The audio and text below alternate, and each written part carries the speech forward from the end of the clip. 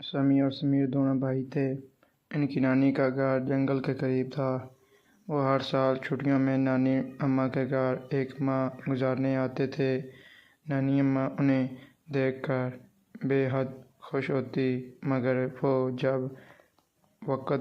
بے وقت گھر سے باہر نکل جاتے تو نانی اماں بے حد پریشان ہو جاتی تھی۔ اب نانی اماں نے انہیں سختی سے باہر جانے سے منع کیا تھا، چونکہ جنگل قریب تھا اور وہ دونوں جنگل کا ہی رخ کرتے تھے۔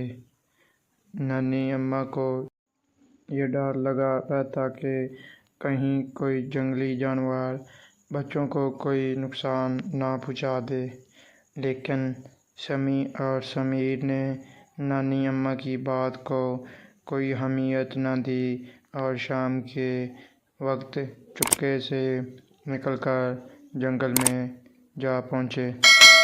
آج ہوا تیز چل رہی تھی۔ وہ دونوں خطرے سے بے خبر باتیں کرتے ہوئے جنگل کے وسط میں پہنچ گئے۔ اچانک ہی ایک دیو ہاتھ میں گرز لیے ان کے سر پر پہنچ گیا۔ دونوں کی گہگی بن گئی۔ ساتھ ہی دیو نے ایک زوردار قہقہ لگایا، جس کی آواز سے آس پاس کے جانور بھی بھاگ کھڑے ہوئے۔ پرندے اڑ گئے۔ سمیع اور سمیر کی تو خوف سے بری حالت ہو رہی تھی۔ انہیں نانی اماں کی نصیحتیں یاد آ رہی تھیں، مگر اب تو کچھ نہیں ہو سکتا تھا۔ انہیں نافرمانی کی سزا ملنی تھی۔ سمیع، سمیر کہاں ہو تم دونوں؟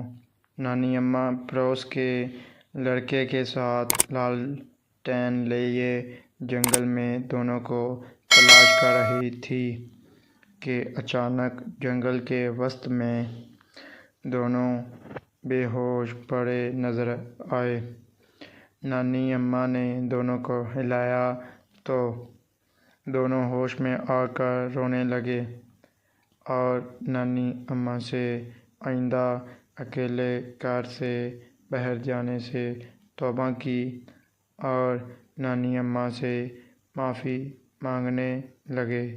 ان کی حالت دیکھ کر نانی اماں نے بھی دونوں کو معاف کر دیا۔